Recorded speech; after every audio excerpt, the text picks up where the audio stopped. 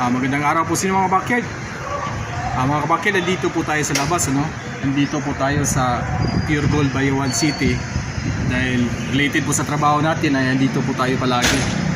Pero habang nandito po ako, pumunta po ako palagi dito, ay lagi ko pong nakakasilimuha itong mag-inang ito.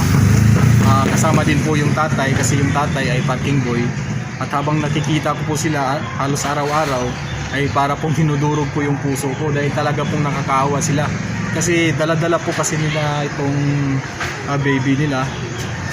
At kasi naman yung ang nanay ay parang meron pong diferensya. Kaya talaga pong nakakaawa sila. So tingnan po natin mga kabakyard, lapitan po natin para makita niyo po. So tamang-tama po ito mga kabakyard dahil meron po akong dalang tinapay para sa kanila. Ibigay na lang po natin. So yung mga kabakyard, kunin na lang po muna natin itong tinapay natin na nabili. So ito po siya mga kabakyard, tingnan niyo po, yan po siya. So isa po siyang nanay, may dala-dala po siyang bata. Day, tayo supas. Yan po siya. Yan, nakakaawa pong baby. Ilan na siya katuig, Day? Ha? Isa pa siya katuig? Pila? Ha? Unom? Unom katuig, dili pa dagway. Gamay pa man. So mga kabakyard, dito po siya, no? Siya po ang nanay, siya po ang sinasabi ko. Nakakaawa po talaga mga kabakyard. Yung tatay niya, ang tatay po ay andun po kasi parking boy po siya. Sige ra.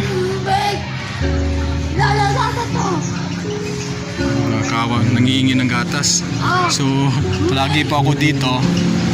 Kahit pa paano ay nag-aabot po ako kahit konti lang. Hindi nakakaawa. Tubig wala, kahit tubig na eh. Nakakaawa po yung baby. So nag-abot lang talaga ng konti kahit konti lang po.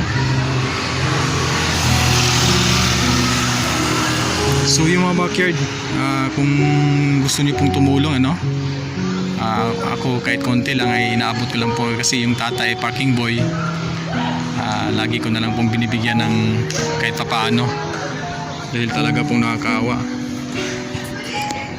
Pila imo edad ay? 9. Imo imo edad pila na? To? Yan nga mga bakit, medyo may diferensya pala talaga si nanay, no? Talagang nakakaawa po. Yung tatay andun pa po sa malayo, yung part po nasa likod siguro ng Pure Gold kasi inaabangan kasi niya yung mga motor na nagpa-parking at para naman may kita siya ng kahit konti ng papaano. So yung mga bakid, kung gusto niyo pong magpaabot ng tulong, andito lang po siya sa Pure Gold, sa gilid lang po ng Pure Gold. Yung asawa niya, yung partner niya ay isa pong parking boy. Ang Pure Gold po ay malapit po dito sa sa simbahan, Catholic Church po. So yung mga kabakyard, hanggang dito na lang po, So sa gusto pong makatulong, sa gusto pong makatulong kay nanay, puntahan nyo lang po siya dito sa Pure Gold. Dahil nakakaawa po talaga ito. Dala-dala nila itong dala-dala nila itong anak nila. Tapos napakainit pa dito. Tirik na tirik yung araw po. Talaga pong nakakaawa po sila. So kung magpaabot po kayo ng tulong, ay pumunta na lang po kayo dito sa Pure Gold. At na makita nyo po yung kalagayan nila. So yung mga backyard, alis muna ako. Bukas na naman ulit ako. Bukas na babalik na naman ako dito dahil palagi po kasi ako dito. So yan po, maraming salamat po sa inyo.